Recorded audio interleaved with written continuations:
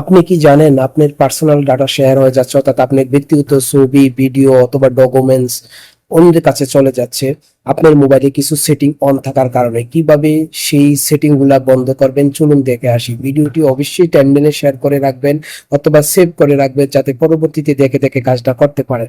আর এই ধরনের helpful video দেখতে অবশ্যই আমার পেজটিকে ফলো দিয়ে রাখতে পারেন। ফার্স্ট অফ অল আপনারা সেটিং অপশনটির উপর ট্যাপ করে দিবেন। সেটিং অপশনটির উপর ট্যাপ করে দেওয়ার পরে এখান থেকে গুগল অপশনটির উপর ট্যাপ করে দিবেন।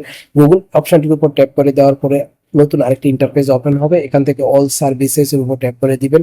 অল সার্ভিসের উপর ট্যাপ করে দেওয়ার পরে স্ক্রল ডাউন করে এবার নিচে চলে আসবেন। এখান থেকে খুঁজে নেবে পার্সোনালাইজ ইউজিং শেয়ার্ড ডাটা, এই অপশনটির উপর ট্যাপ করে দিবেন। এই অপশনটির উপর ট্যাপ করে দেওয়ার পরে দেখেন এখানে 4টা অ্যাপ্লিকেশন আমার কিন্তু অন করা আছে, অর্থাৎ আমার ব্যক্তিগত ছবি, ভিডিও এবং ডকুমেন্টস গুলা এগুলা কিন্তু অ্যাক্সেস নিয়ে নিচ্ছে অন থাকার কারণে। আপনাদের আরো বেশি থাকতে পারে, যদি থাকে সেগুলা সবগুলাকে আপনারা এভাবে বন্ধ করে দিবেন। তাহলে আপনাদের মোবাইলে থাকা ব্যক্তিগত ছবি, ভিডিও এবং ডকুমেন্টস আর শেয়ার হবে না।